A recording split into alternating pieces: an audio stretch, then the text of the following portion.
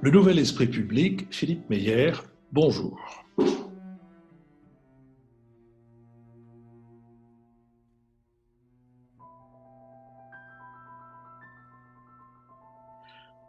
Bonjour, merci de nous avoir rejoints pour cette nouvelle émission thématique qui, comme toutes nos émissions thématiques, est soutenue par la compagnie MMA qui nous soutient matériellement et qui nous soutient moralement en faisant connaître notre podcast et ses émissions thématiques à sa clientèle et aussi à ses collaborateurs. Aujourd'hui, c'est du Venezuela que nous allons parler et nous allons en parler avec Fabrice Andréani. Fabrice Andréani, bonjour. Bonjour. Vous enseignez les sciences politiques à l'Université de Lyon et avec vous, pour parler du Venezuela, David Jays, essayiste et enseignant à Sciences Po, Béatrice Gibelin, directrice de la revue Hérodote et fondatrice de l'Institut français de géopolitique, et Richard Merli, correspondant à Paris du quotidien suisse Le Temps. La situation du Venezuela est aujourd'hui celle d'un pays qui possède les plus grandes réserves de pétrole et qui connaît une pénurie d'essence depuis plusieurs mois, d'un pays régulièrement plongé dans le noir par les coupures de courant qui touchent les ménages, les magasins, mais aussi les hôpitaux en pleine crise du coronavirus, d'un pays où la violence déjà très présente à Caracas avant la crise a explosé. Les statistiques criminelles établissent le Venezuela comme le pays le plus violent au monde, d'un pays où le taux de pauvreté qui était passé de 55,1% à 27,5% entre 2003 et 2007 est aujourd'hui estimé à 80%, d'un pays dont le produit intérieur brut a été divisé par deux entre 2013 et 2018, tandis que l'inflation atteignait 130 000% en 2018 selon la Banque centrale du Venezuela. Cette crise économique et sociale est également politique. Deux légitimités opposées coexistent. Nicolás Maduro, élu président en 2013 avec 50,6% des voix, et le successeur qu'avait désigné Hugo Chávez et qui, lui, dirigeait le pays depuis 1999 et dont les partisans vantent la forte augmentation des dépenses sociales financées par le cours élevé du baril à l'époque, mais aujourd'hui au plus bas. Maduro dispose du soutien de l'armée et le chavisme occupe une place importante dans le sous-continent américain à travers un réseau d'alliances et des réseaux d'influence, et le Venezuela est le pays de Bolivar. Le parti chaviste a cependant perdu les élections législatives de 2015, permettant à l'opposition parlementaire de centre-droit d'ouvrir un procès en destitution contre Nicolás Maduro. Pour contourner le Parlement, celui-ci a fait élire en 2017 une constituante que l'opposition a boycottée. Depuis, le Parlement a désigné Juan Guaidó président de la République par intérim, décision qui a été immédiatement reconnue par les États-Unis, le Canada, le Brésil, puis l'Union européenne. De son côté, Maduro peut compter sur le soutien de certains pays, la Russie, l'Iran, la Chine. La pandémie est donc apparue dans un pays où le blocage s'est installé, tandis qu'au fil des mois, Juan Guaidó et ses proches font l'objet de critiques de plus en plus nombreuses de la part de la population vénézuélienne. Pour la première intervention, Béatrice Gibelin. Oui, bonjour Fabrice Andréani. Bonjour. Première question, un tel désastre, parce qu'on peut parler de désastre, je crois, dans la situation du Venezuela aujourd'hui, comme Philippe Meyer vient de donner un certain nombre d'éléments qui justifient, je pense qu'on emploie ce terme. Comment peut-il s'expliquer ? Parce que mono-exportateur de pétrole, économie de rente, on en connaît d'autres des pays qui sont dans cette même situation. Mais là, on atteint un degré de décomposition de l'État, des services publics, absolument faramineux, avec une émigration de la population. On était pas loin de 3 millions, si je ne me trompe pas, peut-être même un peu plus, même si on dit que maintenant un certain nombre de Vénézuéliens partis en Colombie rentrent à cause de la crise du coronavirus. Comment peut-on expliquer un désastre pareil ? Moi, j'avoue que, bon, on a quelques éléments, mais à ce degré de là, c'est tout à fait dans la corruption, dans le côté mafieux, enfin, c'est absolument dramatique. Fabrice Andréani. Alors, je pense que ce qu'il faut bien comprendre dans le désastre vénézuélien, parce qu'on peut parler de désastre j'emploie moi-même ce mot et on peut dire qu'on est passé si on regarde, enfin, moi je me suis pas mal intéressé à la fois à la situation du pays, mais surtout à sa perception et sa construction un peu idéologique à l'extérieur, enfin depuis l'extérieur ou en relation avec l'extérieur. On est passé d'une situation de ce que j'appelle du mirage au désastre, c'est-à-dire du moment où on pensait que sous Chavez, on pouvait avoir concilié en fait des formes de redistribution qui relevaient de ce qui ressemblait de loin à un réformisme radical, un peu dans la veine de ce qui avait déjà été fait dans les années 70 au Venezuela à la faveur du premier gros boom pétrolier que le pays avait connu, avec une redistribution assez large, euh, mais en fait, mais pas, si vous voulez, avec la mise en place de services publics. Donc, il y avait déjà des services publics qui avaient été mis en place, de l'éducation pour tous, des hôpitaux. Enfin, je veux dire, le Venezuela était au début des années 80 le pays plus riche d'Amérique latine de loin. Il y avait même eu pendant un moment une ligne de Concorde qui allait à Caracas. Bon, et il est passé effectivement là, il vient d'être classé là par l'une des enquêtes les plus sérieuses qu'il y a dans le pays, qui est faite par trois universités, les trois principales universités de Caracas, deux publiques, une privée. Il a été classé comme pays le plus pauvre d'Amérique latine et des Caraïbes. Donc, il est passé. Donc, on peut effectivement parler d'une destruction. Enfin, personnellement, si je veux le résumer, je parle d'une destruction, enfin, d'une destruction à la fois matérielle, institutionnelle et morale même d'une société, des plus fulgurantes qu'il y a eu en temps de paix dans l'histoire contemporaine. On peut pas, la plupart des économistes, aussi bien locaux qu'étrangers, de quelque bord hein, qu'ils soient, hein, de quelque d'obédience théorique et idéologique, hein, parce que ça va bien au-delà de ça, c'est-à-dire en fait tous, sauf quelques experts officieux, parlent de la plus grosse crise qu'a connue le Venezuela depuis la guerre fédérale du début des années 1860. Okay, donc, on est vraiment dans quelque chose d'assez incroyable. Et en fait, dans la façon de l'expliquer, c'est là où, en fait, aussi bien les lectures, enfin, pour schématiser, on peut parler de deux lectures dominantes. Il y a une lecture qui est libérale ou néolibérale. Moi, j'aime pas trop le terme néolibéral, d'inspiration néolibérale, mais maintenant, on utilise le néolibéral à toutes les sauces. Donc, bon, on va dire du libéral, enfin néo si on veut, qui va dire oui, en fait, le socialisme, c'est l'étatisation, c'est la volonté d'un État la volonté d'un gouvernement de tout contrôler à travers l'État. Et il y a une explication qui est, on va dire, de gauche critique, même marxiste critique, qui est un peu celle des trotskistes ou même des libertaires en partie, enfin qui est intéressante aussi, mais qui dit alors oui, en fait, c'est pas du vrai. Ce qu'on entend souvent avec toutes les révolutions qui sont revendiquées du socialisme, c'est qu'ils disent au final, mais en fait, c'est pas vraiment du socialisme. En réalité, la part du secteur privé n'a pas arrêté d'augmenter sous Chavez comme sous Maduro. Enfin, elle a légèrement décliné sous Maduro, mais parce qu'il y a eu une chute qui a été rappelée avant par Philippe Meyer, une chute spectaculaire de la production en général. En réalité, les acteurs privés ont toujours joué un rôle important. Bon, en fait, les deux ont raison et les deux ont tort en même temps. C'est-à-dire qu'on a eu, c'est comme si vous aviez eu, en fait, pour donner un peu une image, c'est comme si vous avez eu dans le même mouvement à la fois ce qu'on a connu dans les régimes de l'Est, en fait, ce qu'on a connu dans les régimes de l'Est entre le début et la chute des régimes de l'Est, des pays de l'Est, c'est comme si on avait eu les deux processus en même temps, c'est-à-dire à la fois le processus d'étatisation à marche forcée et en fait, d'étatisation à marche forcée, mais en passant par le parti. Donc, ce n'est pas tant de la propriété publique que de la propriété du parti, ou en tout cas à travers le fait de mettre des militaires ou des militants en fait, à la tête d'entreprises publiques ou d'entreprises nouvellement publiques ou nationalisées.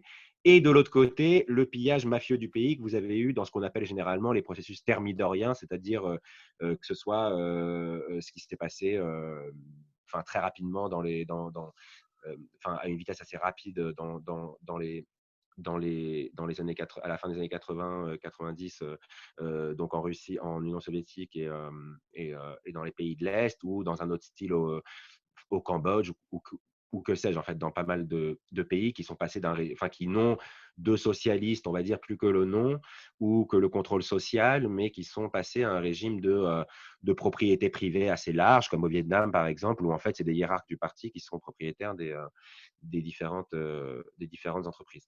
Mais avec une différence, et là, il y a un collègue vénézuélien qui est exilé au Brésil, qui s'appelle Reudiel Martinez, qui a ce concept qui est assez intéressant, qui dit en fait, à la différence à la fois des régimes communistes ou même des grands autoritarismes asiatiques ou eurasiatiques, en fait, le chavisme n'a laissé aucune grande œuvre, ou à la différence même des militarismes vénézuéliens d'avant la période démocratique. C'est-à-dire qu'il n'y a pas de construction d'usines, je sais pas, il n'y a pas d'œuvre en fait palpable. Il n'a laissé, donc il invente ce concept des ruines prématures. Il dit en fait, c'est les spécialistes des ruines prématures, c'est-à-dire que des ruines prématurées. C'est-à-dire qu'il y a en fait le pays, vous avez dans le pays aujourd'hui des bouts d'autoroute qui sont, en fait, c'est l'endroit où les projets de Odebrecht ont été les moins aboutis.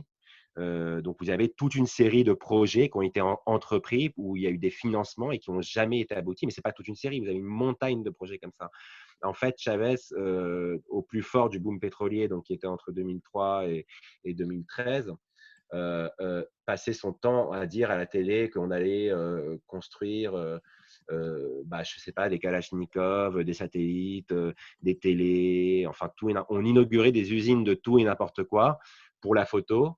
Et puis, en fait, c'est un peu des inaugurations Potemkin. Et puis, en fait, quelques semaines plus tard, on n'entendait plus jamais parler de l'usine, mais l'argent avait été capté et absorbé, évidemment, par les fonctionnaires qui étaient en charge, avec la complicité d'entreprises privées. Donc, en fait, je sais pas, il n'y a pas une explication. Ce qui est l'explication, c'est l'idée un peu d'un espèce de…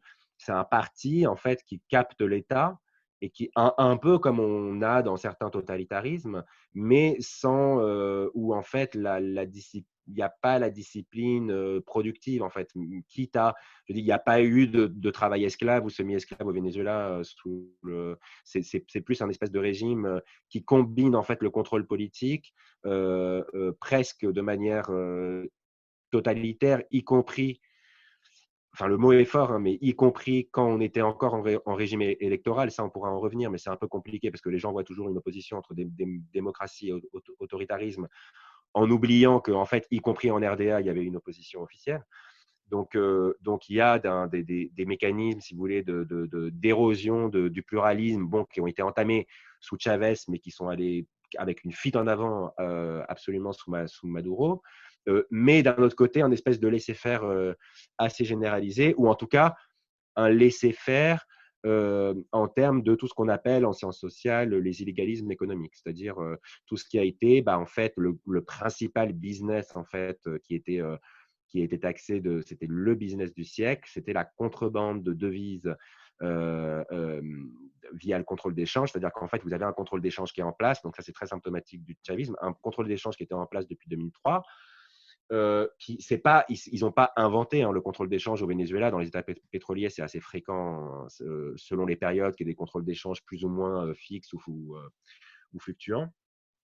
Enfin, plus ou moins fixe ou flexible, plus ou moins rigide ou flexible, mais évidemment un contrôle d'échange avec sans aucun contrôle en fait de ce qu'on faisait des devises qui étaient assignées. Des devises assignées aussi bien d'une part aux entrepreneurs qui voulaient importer. Au départ, c'était des matières premières pour produire sur place, mais finalement, ça a été importé tout court pour vendre sur place. Donc, en fait, le contrôle d'échange s'est converti en espèce de prime à l'importation, parce qu'en fait, on régalait en fait les pétrodollars qui étaient engrangés par la pétrolière nationale PDVSA pour ensuite les donner à des entrepreneurs privés. Alors, au début, plutôt des entrepreneurs proches du chavisme, et puis au fil du temps, en corrompant en fait une grosse partie de ce qu'on appelait l'oligarchie, enfin l'ancienne classe entrepreneuriale, qui est d'ailleurs pas une oligarchie au Venezuela, à la différence de la plupart des pays d'Amérique latine, parce que l'entrepreneuriat s'est toujours reconstitué au moment des différents booms pétroliers. Donc, ce n'est pas des lignées sur plusieurs générations, c'est plus compliqué que ça. Mais bref, en tout cas, la subvention d'une bourgeoisie locale importatrice, et puis en fait, l'incorporation en fait, de cette classe dominante par les hiérarques chavistes, les hiérarques de plus en plus militaires que civils, notamment des militaires retraités. Et à la fois, en fait, une redistribution tous azimuts. Vous avez, y compris aux meilleures années du boom, tout le monde avait droit à des devises subventionnées, quoi. C'est-à-dire que moi, j'avais des amis au Venezuela qui ils avaient droit à, juste au titre de simples citoyens qui avaient une carte bleue.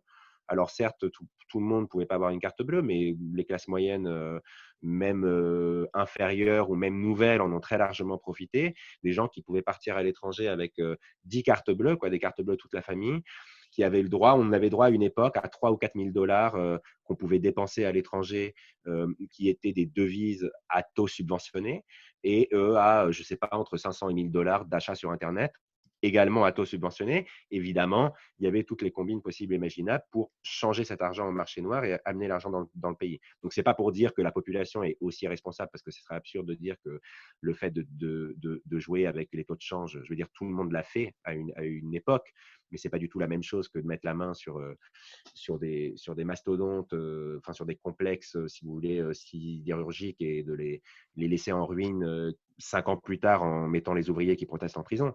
Mais il y a eu en fait cette espèce de mécanique générale oui, en fait, c'est une espèce d'orgie rentière, en fait, très très forte, et évidemment inégale selon la proximité avec le pouvoir. Ça a été un mécanisme de contrôle de la dissidence, et c'est ce qui fait aussi, enfin de la dissidence, de l'opposition, c'est ce qui fait aussi qu'il y a eu au départ en fait peu de répression contre l'opposition et contre le patronat, contre la partie du patronat, parce que contrairement au mythe, c'était pas tout le patronat, mais contre la partie du patronat, plutôt le patronat traditionnel, qui était opposé au chavisme. C'est-à-dire ainsi que, si vous voulez, après, et je vais terminer un peu là-dessus pour vous laisser la parole, mais après, il y a une grosse crise politique importante qui est assez mythique en fait dans l'historiographie chaviste, mais aussi anti-chaviste en fait, et qui a effectivement été très importante dans le processus de dédémocratisation qui s'amorce déjà sous Chavez. C'est en fait, quand Chavez est élu en 98, donc il prend le pouvoir en 99, convoque par les voies légales, hein, pas du tout comme l'a fait Maduro 15 ans plus tard, mais par un référendum populaire. Il convoque donc une assemblée constituante. Donc déjà, il demande si la population veut qu'une constituante soit élue. Donc le référendum, donc ils gagnent ce référendum. Ensuite, ils mettent en place une constituante avec des mécanismes de vote qui sont contestables, qui étaient vraiment avec une grosse prime à la majorité. Ils mettent ça en place, et à partir de là, une fois que la nouvelle constitution est adoptée, ils essayent de mettre en place. Et donc, c'est là où vous avez tout de suite le caractère un peu autoritaire du chavisme qui émerge. C'est-à-dire que cette coalition, qui est une coalition électorale, qui a pour chef, en fait, l'ancien leader du putsch raté de 1992 contre… Fabrice André, je crois qu'il faut Oui. qu'on aille quand même par couches successives. Oui. Richard Verly. Oui, je vous laisse, pardon. Oui, Philippe, moi je voudrais essayer d'éclairer ce que vient de dire Fabrice par un témoignage personnel, parce qu'il se trouve que j'étais au Venezuela pendant une quinzaine de jours en février 2019. Donc j'insiste sur la date, c'était il y a un an. Depuis, les choses se sont considérablement dégradées, mais déjà à l'époque, on voyait ce qu'est devenu ce régime et ce pays, et de manière, je dirais, extrêmement terrible et émouvante. Je vais vous donner quelques exemples.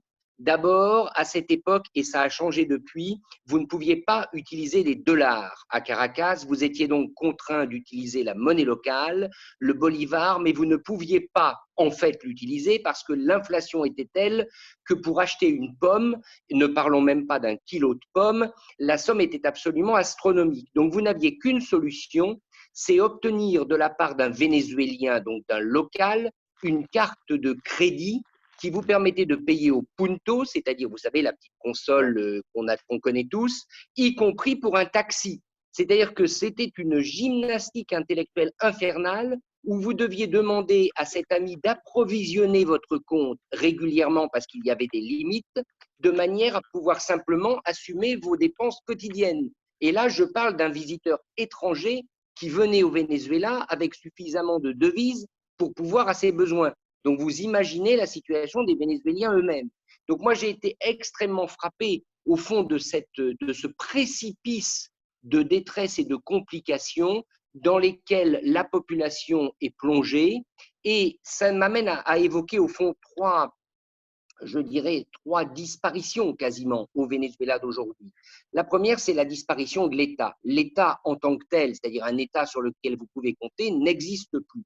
Vous ne pouvez compter que sur vous-même, ou sur éventuellement les milices, entre guillemets, chavistes, c'est-à-dire les séides du pouvoir qui vous approvisionnent s'il est avéré que vous êtes du bon côté. Et ça, c'est une réalité au quotidien que tout le monde vit.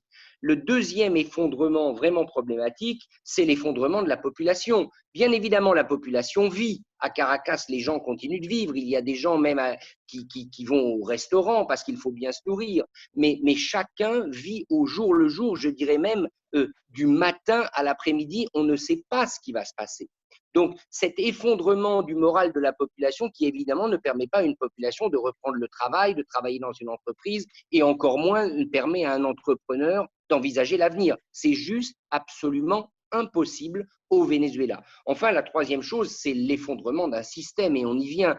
À l'instant, Fabrice Andréani l'a beaucoup décrit, mais le système, aujourd'hui, il est dans les mains des seuls secteurs qui continuent de rapporter de l'argent, c'est-à-dire la vente de pétrole brut pour ce qui reste de vente possible parce qu'il y a les sanctions, et la vente, il faut bien le dire, de stupéfiants parce que le Venezuela est un canal de transit de la drogue, et régulièrement, il suffit d'aller sur Internet et de faire une recherche, on voit que tel ou tel ancien officier de l'armée, voire tel ou tel officier d'active de l'armée vénézuélienne a été pris dans une rafle ou a été identifié en Espagne ou sur un autre terrain à la tête d'un réseau de trafic de drogue.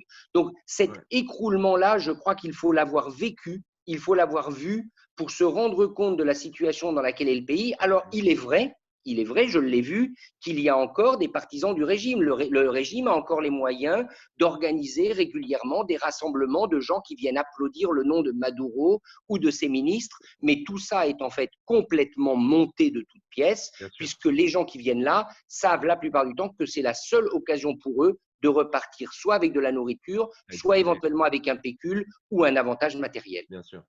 Fabrice, par rapport à ça, je pense que c'est oui, c'est moi.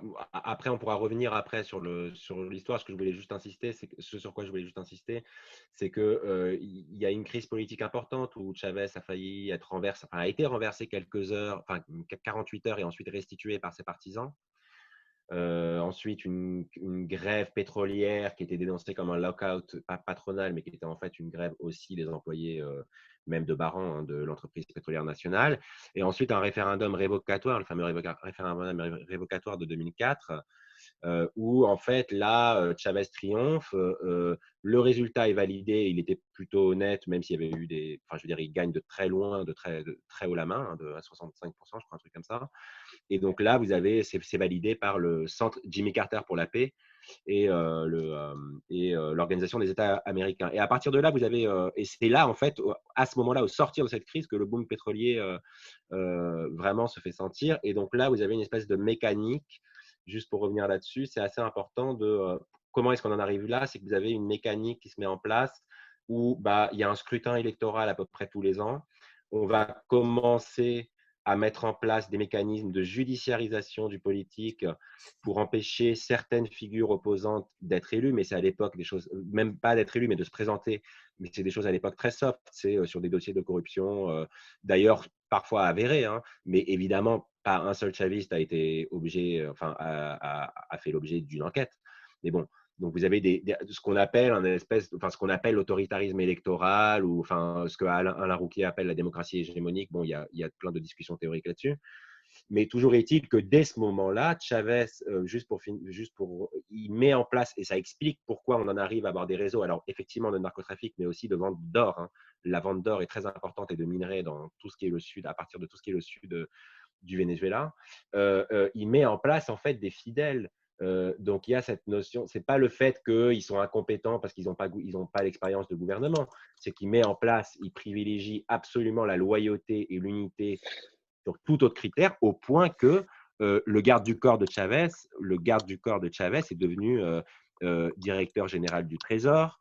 Il a été suivi ensuite au même poste par l'infirmière personnelle de Chavez. Enfin, vous voyez, donc c'est des choses qui sont complètement hallucinantes en fait, qu'on oublie. Il y a tellement de décisions hallucinantes donc c'est un espèce de disons que la composante népotique intervient très très tôt, avec donc une accumulation patrimoniale donc en fait des nationalisations, mais qui sont ou des renationalisations, mais qui sont en fait essentiellement en trompe-l'œil, c'est-à-dire qu'on met la main sur des entreprises, on met des hiérarques chavistes en place, les types en général sont corrompus, ils la siphonnent, et vous avez dès 2007-2008 les premières dissidences, notamment dans les grands complexes sidérurgiques, les dissidences ouvrières, et évidemment les types donc, qui organisent des grèves pour protester contre la corruption, ou pour appeler à un véritable, ce qui était promis dans les textes, le contrôle des travailleurs ou que sais-je, et en fait qui se font déjà à l'époque emprisonner. Donc en fait, vous avez très rapidement, c'est une espèce la répression a fonctionné comme balancier aussi, c'est-à-dire qu'un coup, c'était plutôt les résistances populaires ou subalternes, notamment les ouvriers, mais également les paysans, qui réclamaient la mise en place d'une vraie réforme agraire, tout ça. Les indigènes aussi, qui protestaient contre l'exploitation des terres par des corporations minières, tout ça. Et donc, peu à peu, à fur et à mesure que l'opposition reprend du poil de la bête au niveau électoral, vous avez une diabolisation progressive de l'opposition, une association systématique de l'opposition avec le putsch de 2002, même s'il y a eu un renouvellement des cadres en partie.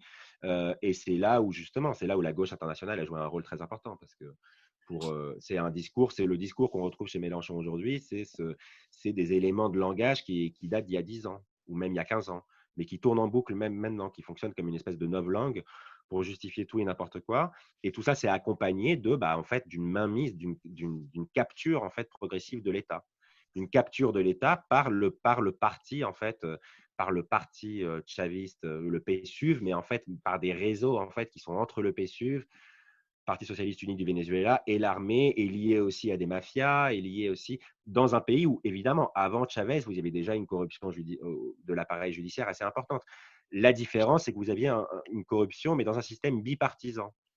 Donc, en fait, dans ce système bipartisan qui fonctionnait, vous aviez quand même des garde-fous, en fait.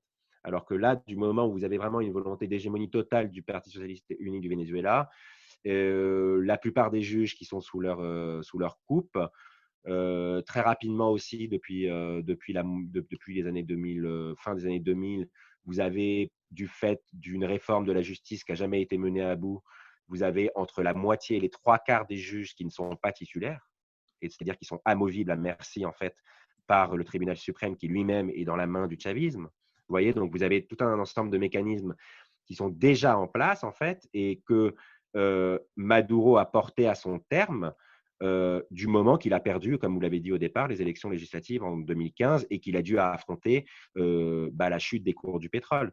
Donc, ce n'est pas seulement la chute des cours du pétrole, mais dans une situation où l'entreprise pétrolière était complètement, de toute façon, démunie, en fait, pour mettre en œuvre une restructuration qui soit efficiente. David Jays. Oui, alors moi, je voudrais, si vous me le permettez, revenir sur la généalogie du désastre. Ouais. Aujourd'hui, effectivement, le Venezuela est un quasi-État failli, abîmé dans la kleptocratie, la corruption, vous l'avez très bien décrit. Mais la question que je me pose, c'est est-ce que ce désastre, au fond, est imputable aux fondamentaux de la politique économique de Hugo Chavez? En d'autres termes, est-ce que le ver était dans le fruit depuis le début, ou à une inflexion autoritaire et kleptocratique qui s'est affirmée à la fin des années de Chavez et accélérée avec Maduro? Parce que les premières années de Chavez ont quand même suscité dans le pays un enthousiasme considérable, et il a mis en œuvre un programme politique socialiste, même si je suis intéressé par les précisions de microéconomie que vous avez faites, où on pourrait disputer ce terme de socialisme. Mais ce que je redoute, c'est que ce désastre indiscutable soit érigé à des fins de propagande en contre-exemple absolu pour discréditer toute politique socialiste ou au moins fortement redistributive en Amérique latine. Et de là, peut-être une question subsidiaire. Est-ce que les sociétés sud-américaines sont condamnées à osciller entre des politiques néolibérales, faites de purges d'austérité et d'augmentation des inégalités, comme on l'a vu au Chili ces dernières années, et des politiques socialisantes, parfois complètement délirantes, inflationnistes, qui génèrent des crises de change ou de balance commerciale ou de balance courante, d'ailleurs, épouvantables, comme on l'a vu au Venezuela? Est-ce qu'une troisième voie, est-ce qu'une autre politique est possible pour ces sociétés d'Amérique latine? Fabrice Andréani.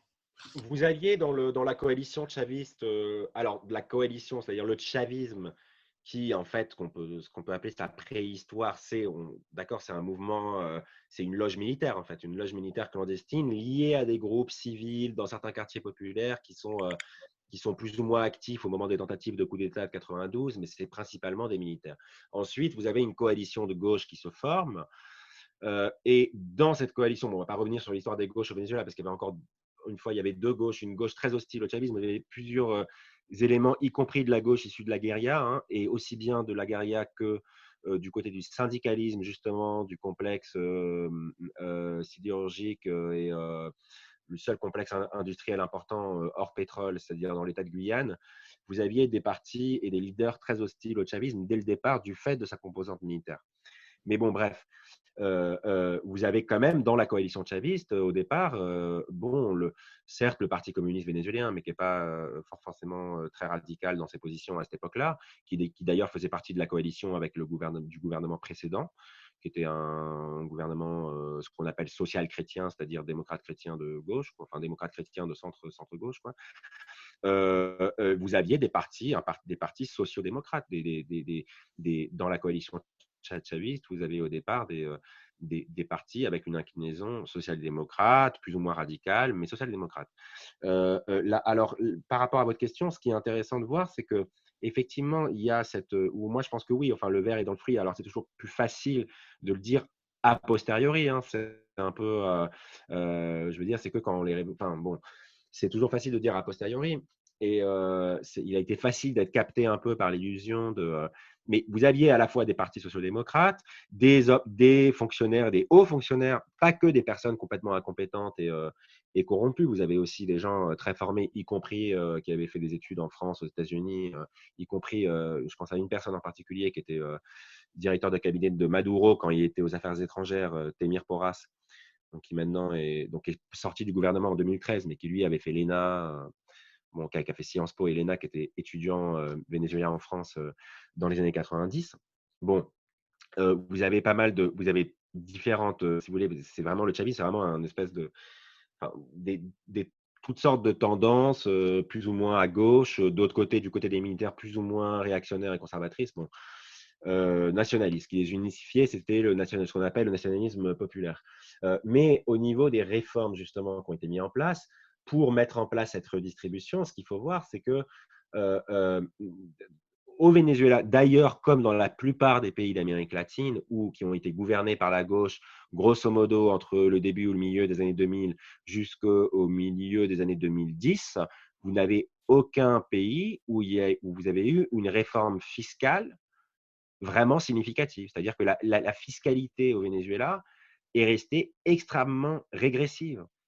Donc, c'est ça qui est problématique, c'est qu'en fait, il y a eu effectivement une redistribution très importante, mais une redistribution très importante qui était, alors, on va dire plutôt plus territorialisée ou plus axée sur certaines populations, alors notamment les travailleurs informels, ce qu'on appelle la population des barrios, ce qu'on appelle les barrios, en fait, donc les barrios sous-entendu populaires, qui sont en fait les personnes qui travaillent plus ou enfin, généralement, ça oscille entre 30 et 60% de la population, selon si on est en période de boom ou de crise, qui travaillent dans l'économie informelle. Ça peut être aussi bien des entrepreneurs que des travailleurs. Alors là-dedans, vous avez évidemment dans le peuple des barrios aussi des gens qui travaillent sur des chantiers, vous avez aussi des instituteurs, vous avez aussi des petits fonctionnaires qui habitent dans des… Voilà, c'est pas pleinement des bidonvilles, c'est du semi-concret, quoi, en général.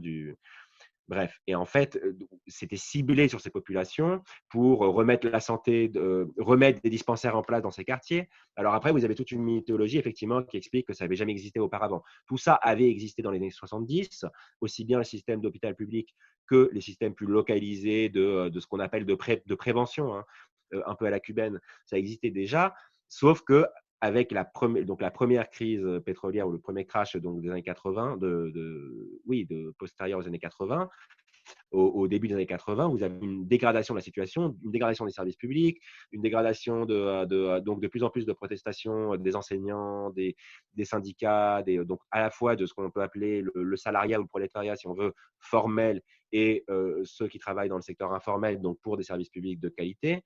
Le chavisme qui, une fois au pouvoir, passé cette crise que j'ai décrite très rapidement des années 2002, 2003, 2004, reprend du poil de la bête et donc met en place d'ailleurs au cours de cette crise et au cours même de la campagne pour le référendum des dispositifs de redistribution, à la fois de redistribution si vous voulez, directe, en fait, matérielle en termes de hausse de salaire, d'embauche massive dans le secteur public ou parapublic, et de vente d'aliments et de produits de base à des prix subventionnés, à la fois subventionnés dans les commerces vraiment d'État et régulés dans les autres commerces, et à la fois la mise en place aussi, grâce aux Cubains notamment, des fameuses missions de santé et d'alphabétisation. Bon, en réalité, le pays est alphabétisé à 85%, même 90%, mais vous avez des alphabétisations relatives dans les années 80-90 à laquelle le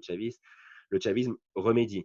Mais en fait, tous ces mécanismes de redistribution, ils ont fonctionné un peu comme la redistribution des devises à taux préférentiel dont j'ai parlé au départ. Et ils ont fonctionné comme a fonctionné d'ailleurs jusqu'à encore aujourd'hui, même ça s'est été un peu amendé, les subventions, par exemple, à l'essence, à l'eau courante et à l'électricité. C'est-à-dire que c'est souvent complètement indiscriminé, en fait, par rapport aux revenus des uns et des autres. Donc, en fait, vous avez une subvention, en fait, à l'essence qui fait qu'on peut faire son plein encore aujourd'hui pour environ $1, qu'on soit, si vous voulez, qu'on travaille à l'hôpital et qu'on ait besoin absolument de faire son plein pour aller là sauver des vies en contexte de pandémie, ou qu'on doit juste remplir son Hummer pour partir avec ses copains, si vous voulez, enfin, je caricature, mais c'est vraiment comme ça. Donc, en fait, vous avez un système, vous avez une redistribution, en fait, élargie qui se superpose sur des mécanismes, en fait, qui existaient déjà auparavant, qui sont typiquement d'un pétro-État plus ou moins social-démocrate historiquement, avec des contrôles d'échange, des subventions aux services publics, mais qui ont été complètement, en fait, étendus à un degré complètement démesuré sous le chavisme. Mais le paradoxe étant que sous le chavisme, ils n'ont pas été plus conditionnés, si vous voulez, aux revenus ou aux inégalités de revenus que ce qu'il était auparavant. Donc, avec un gâchis, et donc, en fait, avec une crise, un retour de bâton qui est proportionnel, en fait, je veux dire, on calcule qu'il y a quand même l'équivalent de 17 plans Marshall qui seraient entrés dans le contexte du boom pétrolier, donc essentiellement dans les années de Chavez, 2003, 2013 ou 2003, 2014 pour le boom pétrolier. Je veux dire, Chavez, à sa mort, lègue une dette publique qui est déjà 3 fois supérieure à ce qu'elle était quand il est arrivé au pouvoir. Donc, ouais. Oui, je voudrais qu'on aborde peut-être la question quand même de l'opposition. Parce qu'en janvier 2019, on a la déclaration de Guaido comme quoi il va être le nouveau président par intérim. Et à ce moment-là, comme Philippe Meyer l'a rappelé, il y a un appui des capitales occidentales, Washington, Londres, Paris, l'Union européenne, et on a l'impression que le fruit va être mûr et qu'il va tomber. Et aujourd'hui, Guaido est dans une situation où il a perdu l'appui de l'opinion publique. Si je ne me trompe pas, il est autour de 20 ou 23% d'opinion favorable. Je pense qu'il est en grande partie discrédité. On est dans une opposition de nouveau très, très divisée. Quelles erreurs ont été faites pour que cette opposition n'arrive pas à j'allais dire, se débarrasser de Maduro, même si effectivement on voit que l'armée n'a pas suivi le mouvement des opposants, sans doute que sa hiérarchie et que son encadrement avait, comme vous l'avez un peu évoqué, trop intérêt à rester dans la collusion avec Maduro. À votre avis, qu'est-ce qu'on a raté? Qu'est-ce qu'ils ont raté? Fabrice Andréani. Alors, moi, j'aime pas, j'ai du mal, mais après, c'est la praxis, c'est ce qu'on nous dit de ne pas faire, mais de voir des erreurs a posteriori. Mais c'est vrai que, en fait, alors il y a deux choses. Il y a deux choses principalement. Pour le résumer très vite, je dirais que d'un côté, euh, enfin, il y a deux choses, mais qui en fait convergent. En fait, là, vous avez d'un côté le rapport aux protestations et aux mobilisations qui a pu avoir dans le pays en 2019, en 2018, vous avez un ensemble de protestations sociales, c'est-à-dire non affiliées forcément à l'opposition, mais lancées plus ou moins par des syndicats ou juste dans des quartiers où il manque justement l'approvisionnement vraiment vital, minimal de caisses de nourriture par l'État qui est contrôlé par le parti, n'arrive pas, ou alors face aux coupures d'électricité constantes ou à l'absence d'eau courante. Donc des protestations vraiment d'un peu partout qui ont été très contrôlées et réprimées en fait par le régime. Mais alors, on peut remonter à 2018. Alors 2017, les grandes manifestations qui ont été effectivement le cycle de mobilisation les plus massives, à la fois massives, multisituées, durables et en même temps, pour le coup, vraiment avec une composante vraiment, je ne sais pas comment interclassiste ou transclassiste, si on veut, très très forte. Et même en 2014, où c'était plutôt des protestations étudiantes qui avaient été un peu phagocytées par l'opposition qu'on appelle radicale, mais qui, en fait, si vous regardiez dans l'intérieur du pays, vous avez déjà une énorme participation de secteurs qui se définissaient comme ni, c'est-à-dire ni d'opposition, ni de chavistes. En fait, qui allaient au-delà de la polarisation. La question fondamentale, ça a été le rapport de l'opposition parlementaire au secteur populaire en général, et pas seulement à ceux des secteurs populaires ou des quartiers populaires qu'ils avaient conquis, parce qu'il ne faut pas oublier qu'en 2015, mais auparavant même, ils ont conquis des mairies ou des bastions ou des circonscriptions, si vous voulez, qui étaient historiquement chavistes, qui avaient été historiquement avec la guérilla, puis avec le chavisme, quoi, si on veut.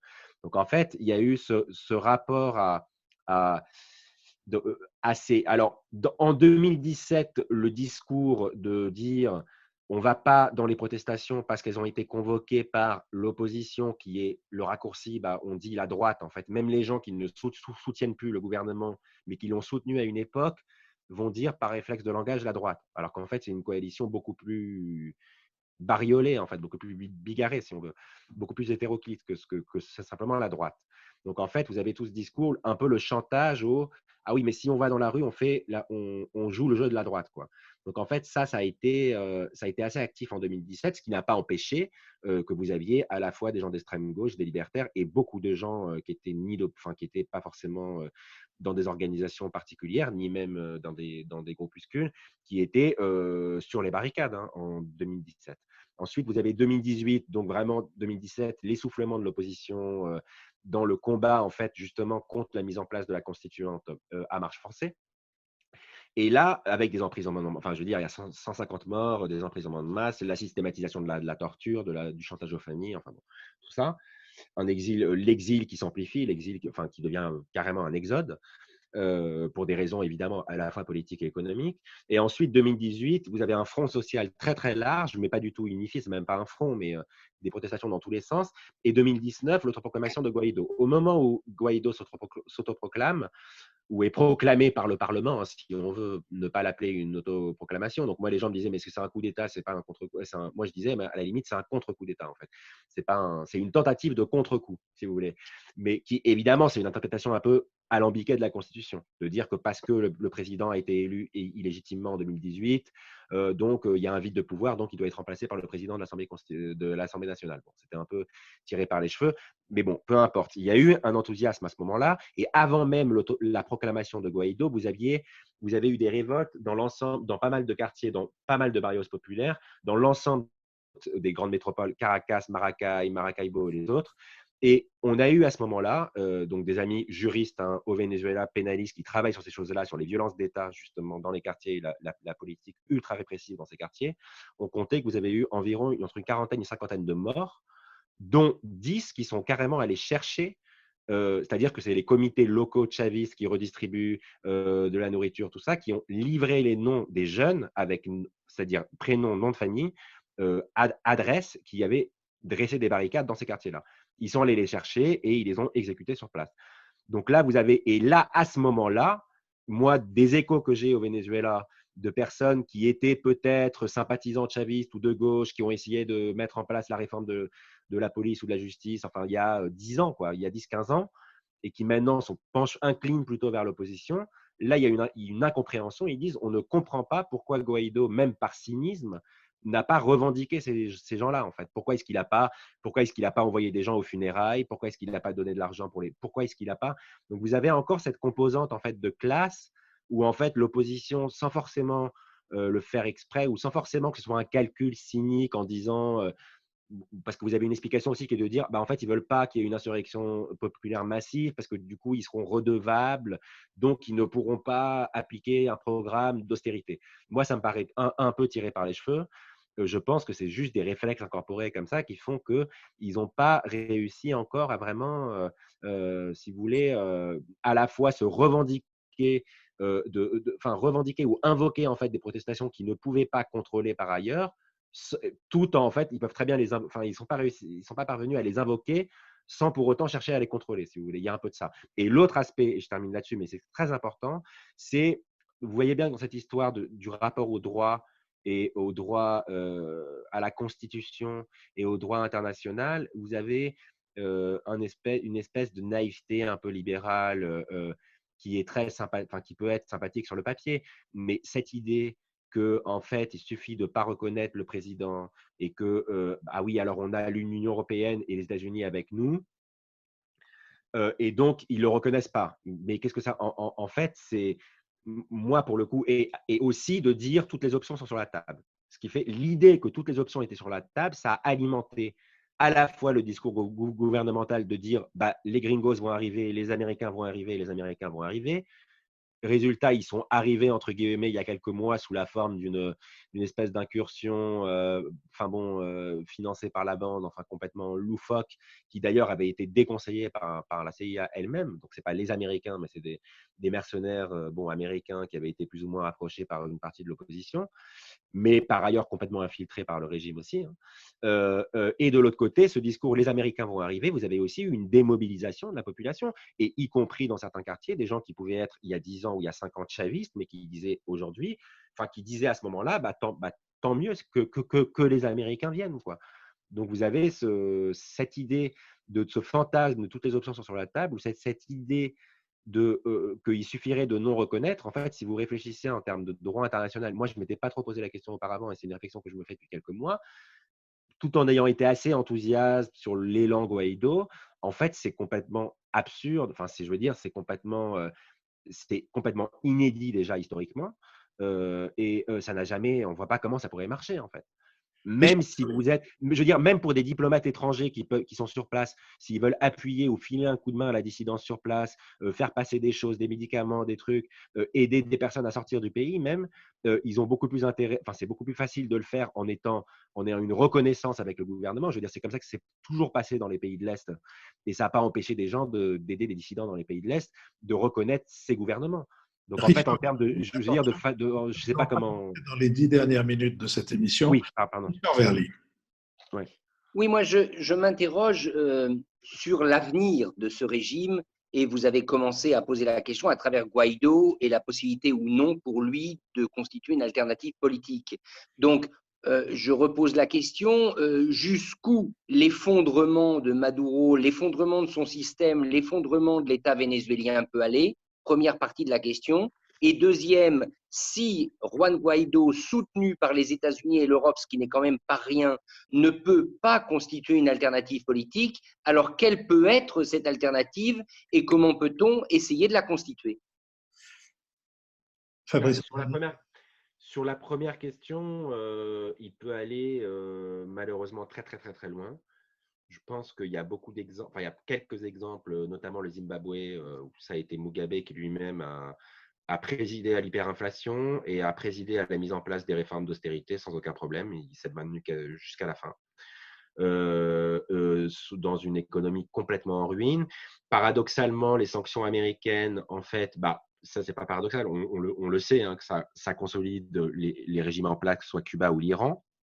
Alors évidemment, vous me direz, l'Iran, qui est sous le coup des sanctions depuis très longtemps, comme Cuba, n'est pas du tout dans un état aussi désastreux que le Venezuela. Et en plus, ils exportent maintenant de l'essence au Venezuela. Mais bon, tout ça pour dire que cette idée des sanctions, enfin moi, à mon avis, ça fait que justement consolider le régime et consolider en fait ses positions à cheval sur une économie d'extraction, de rente tous azimuts et de plus en plus illégale.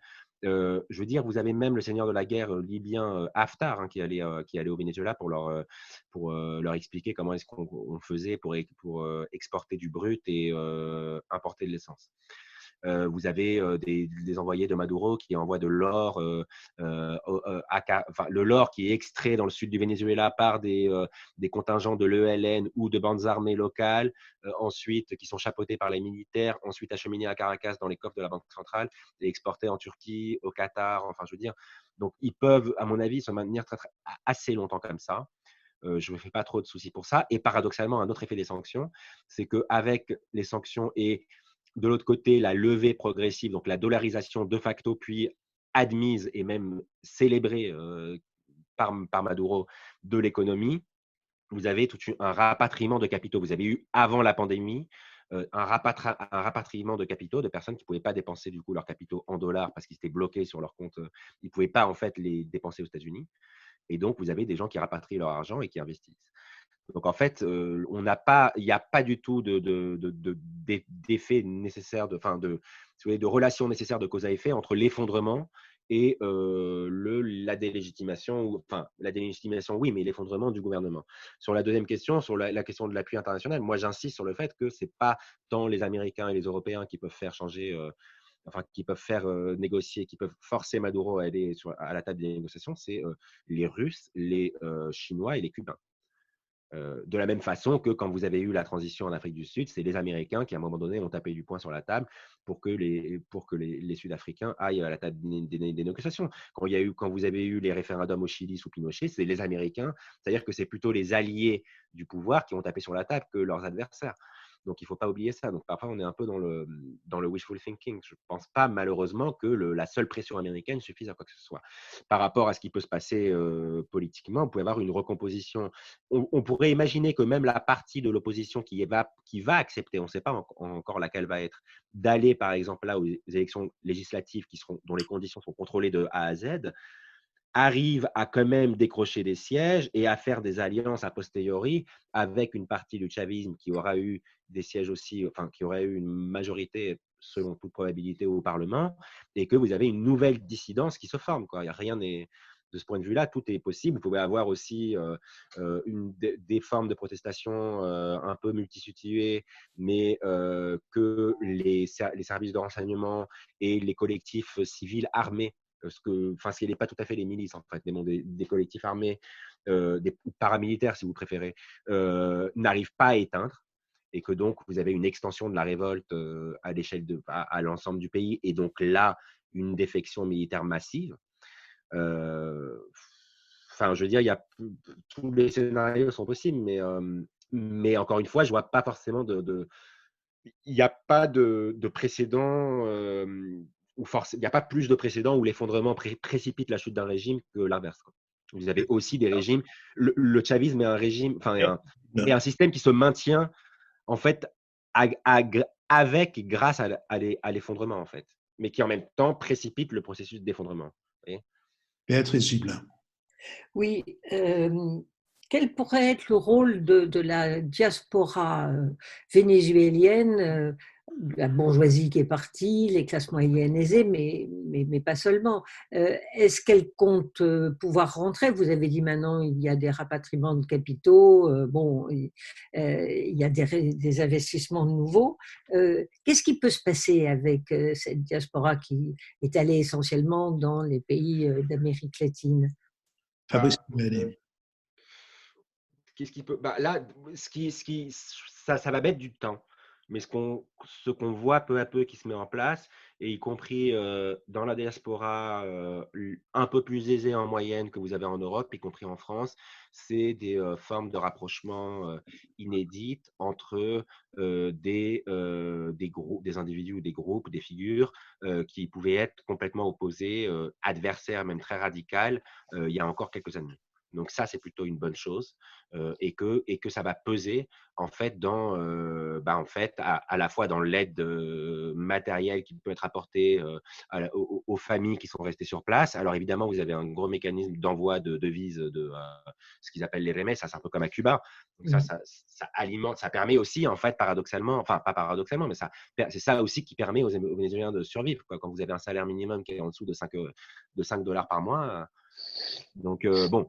Donc, du coup, là, vous avez, enfin, je veux dire, la première aide, elle peut être matérielle directe, humanitaire. Au niveau politique, il faut voir si l'espace de la diaspora n'est pas favorable n'est pas propice, si vous voulez, à des rencontres, non seulement aux rencontres qui se font déjà en ce moment et à des communiqués communs qui se font déjà en ce moment, desquels j'ai déjà été témoin sur des cas d'arrestation arbitraire et de violation des droits de l'homme sur les précédents mois. Ou même d'appel à une trêve pour gérer la pandémie au Venezuela, qui a été plus ou moins suivie par le Parlement et par le gouvernement. Donc, vous avez des initiatives comme ça qui se mettent en place, mais on reste dans une situation où le gouvernement, enfin, les clans qui sont au gouvernement conçoivent que en fait, ils ne peuvent pas lâcher le pouvoir. En fait, ils sont en plus avec des procès pour narcotrafic aux États-Unis. Donc, ça, ce qui rend la situation encore plus difficile. David Jays. Oui, aujourd'hui, on voit qu'il y a une sorte de guerre civile de basse intensité qui se déploie au Venezuela avec un certain nombre de caractéristiques, la spirale des factions, les déplacements de population. Est-ce que cette guerre civile de basse intensité pourrait dégénérer en un conflit sanglant, un peu à la manière syrienne dans les prochains mois ou les prochaines années? Est-ce que c'est un scénario qui est envisagé? Mais il vous reste malheureusement que 3 minutes. Alors, je pense qu'il faut vraiment insister sur le fait que vous avez des traits qui se rapprochent avec, quand on parle de la Syrie, ça a été un point de comparaison souvent assez évoqué, mais en fait, on a plutôt affaire à une situation qui se rapprocherait à celle, si je peux me permettre la comparaison, du Kivu en République démocratique du Congo, de la région des Grands Lacs, parce que en fait, vous n'avez pas une opposition. En fait, il y a pas. Ce qu'il faut bien voir, c'est qu'il n'y a pas d'opposition armée. Vous avez eu de la dissidence militaire qui a été contractée indirectement, mais c'est une infime partie de l'armée, entraînée à la frontière et qui a été lancée tête baissée dans cette opération, il faut dire, tragicomique de simulacre de la baie des Cochons. Mais en dehors de ça, vous n'avez pas en fait d'opposition armée. Donc, on peut imaginer que ça dégénère en guerre civile si l'opposition s'arme, ou si en fait, c'est même pas l'opposition armée, ce serait des civils qui s'armeraient. Donc là, oui, il y a un rapprochement avec la Syrie. On peut imaginer qu'ils en aient marre qu'on tire sur les manifestants et qu'à un moment donné, les gens s'arment et sortent en manifestation armée. Ce qui n'a pas été le cas, ou très très peu, contrairement à ce qu'on peut faire croire les soutiens ou ex-soutiens de gauche du chavisme en France. Vous n'avez pas on a parlé de groupes de choc d'opposition, je ne sais pas quoi. Tout ça, ça n'existe pas. Il n'y a pas d'opposition armée. Mais ça pourrait, vous avez effectivement toute une partie de la jeunesse qui est prête à prendre les armes, ça c'est sûr. Et ça dégénérerait effectivement dans un scénario à la syrienne ou même à la libanaise, si vous voulez, ce serait une guerre multibande en fait, parce que vous auriez à la fois des factions militaires pro et anti-régime, des groupes armés mafieux en fait qui travaillent un peu avec les deux selon le territoire où ils sont. Des dissidences des guérillas colombiennes, enfin des personnes qui n'ont pas rendu les armes en Colombie, des dissidences de l'ELN, enfin ce qui reste de l'ELN, donc de l'autre guérilla colombienne hormis les FARC, enfin toute une série d'acteurs armés. Donc ce serait un conflit plutôt multibande, effectivement, qui serait extrêmement meurtrier. Mais on n'en est pas là, et le pari un peu de l'opposition, c'est que l'armée traditionnellement a toujours fait en sorte qu'on n'en arrive pas à la guerre civile. Ceci dit, on est dans ce qu'on appelle, dans les termes de l'ONU, une situation de violence généralisée. C'est-à-dire que vous ne pouvez pas… le moindre barrage routier peut être fatal, quoi, qu'il soit tenu par des militaires ou par des groupes civils.